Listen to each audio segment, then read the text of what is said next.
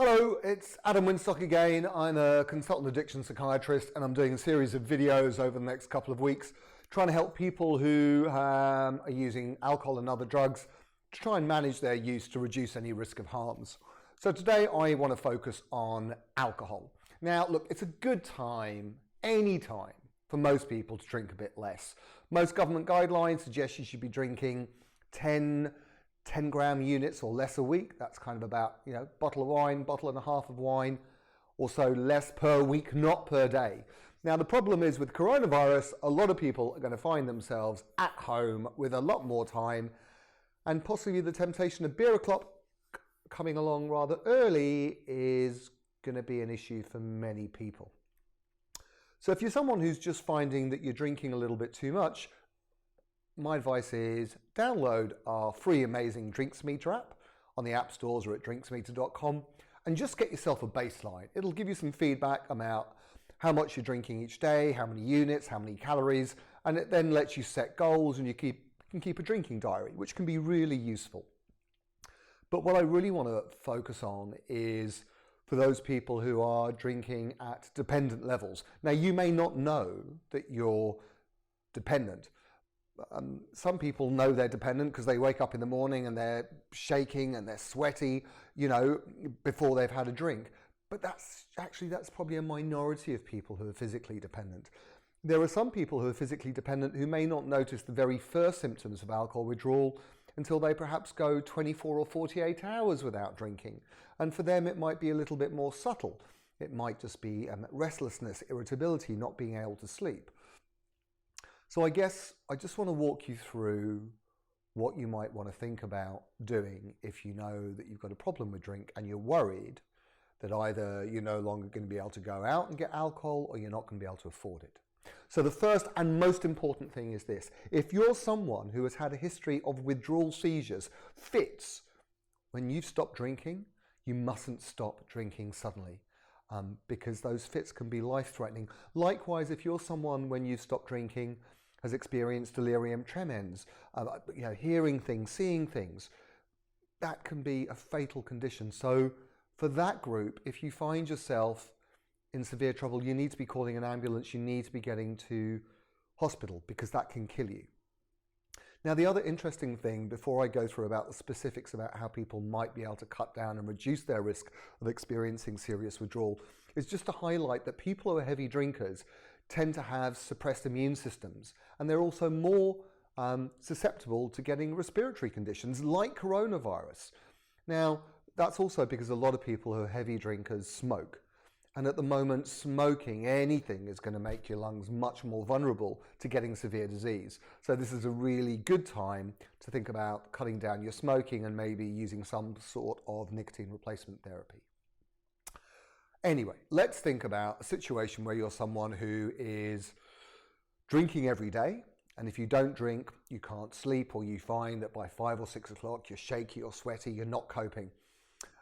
For those people, I want to think about how can you cut down safely. The first thing is think about who's around to support you. If you've got family members in your household, get their help. Get their help to both help you monitor what you're drinking and maybe ration what alcohol you're going to drink that day, but also for them just to know they need to keep an eye out for you. Make sure you've got a good diet. Make sure you're drinking lots of water. Make sure just the things that you need, if at all possible, you have in the house. I think the way to start is think of 3 M's. So the first thing is to try and moderate your drinking. That goes for everyone. The second is you need to monitor and measure. Now, if I say to you, well, if you're going to cut down on your own, and remember, there aren't really guidelines for this. Doctors don't use alcohol to detox people from alcohol generally. We use prescription medications, but the principle's pretty much the same. Most people without seriously risky withdrawal, fits, DTs, can probably cope and minimize their risk of severe withdrawal by reducing gradually. And for most people, that's probably going to be reducing their daily drinking by maybe 10% every 4 to 7 days. Now, the more you drink, actually, the smaller that reduction might be. You might find instead of reducing 10% every 4 or 7 days, you might be reducing 5 or 10% of your drinking every week or so. It doesn't matter as long as you start thinking about your alcohol almost as medicine, because that's the way you want to think about dosing it. Now, if I say to you, well, I want you to reduce your drinking by 10% every 4 or 7 days to help minimize your withdrawal, a lot of you are going to go, what's 10% of my total units? I don't know.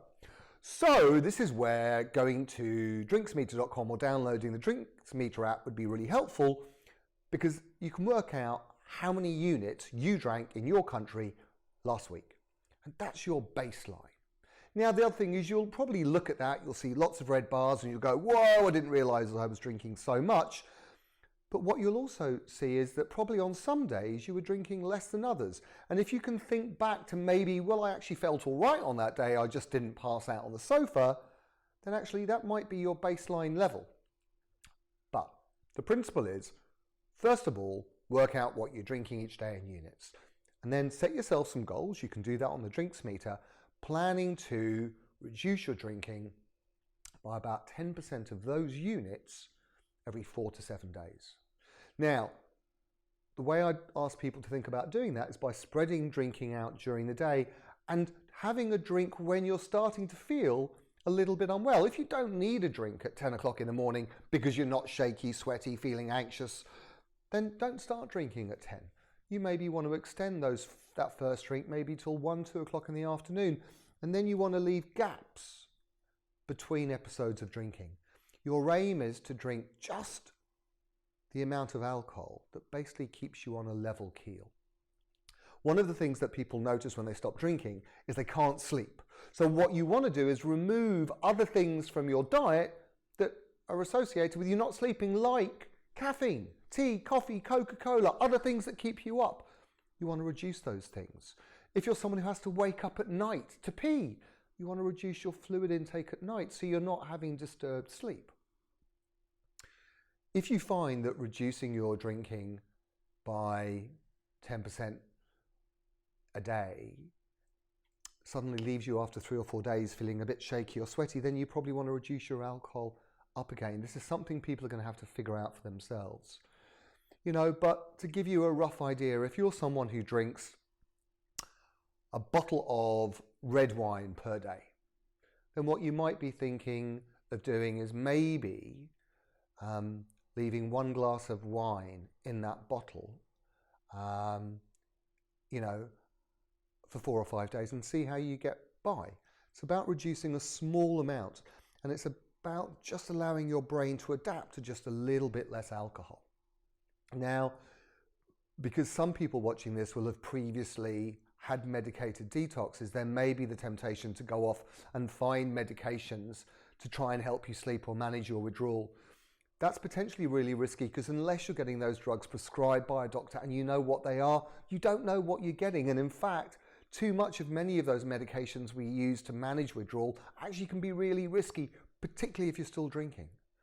And actually that's one of the greatest concerns I have, is that people moving away from drinking to other depressant drugs, which in themselves can be really harmful and can be a cause of overdose.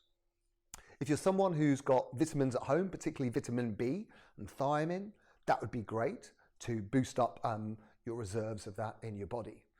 But it's about reducing really slowly and listening to your body. It's about getting some support. It's about getting advice. Phone your local addiction service, get some guidance on the phone, and monitor your drinking. You don't want to reduce too quickly. You don't want to reduce perhaps too slowly. But download the Drinksmeter app and just see if that gives you a useful baseline. There's a couple of other unexpected benefits that might happen if you do reduce. So the first is that any medications that you're taking, for example, for pain or mental health, you actually might find start working better.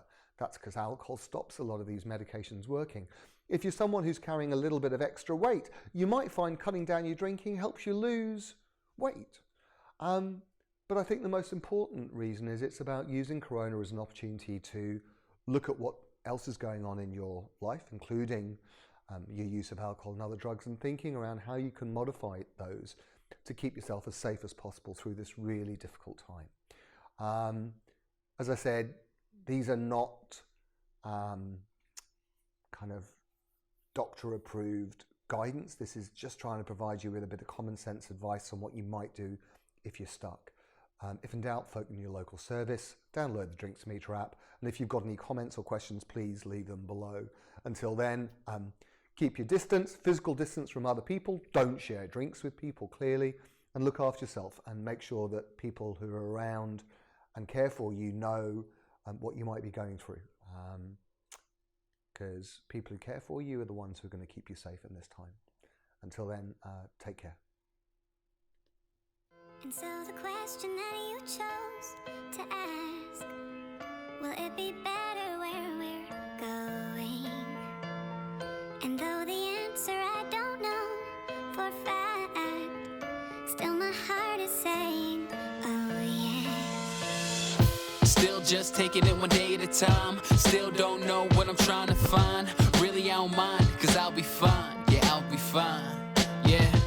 No longer focused on yesterday, and I don't care, the rest will say whatever they want, what's left to say, what's left to say. Cause I'm leaving all the pain today, meaning what I'm trying to say, believing I can find a way. Hey, and I'm dreaming, no need to show me how the reason you can't slow me down, see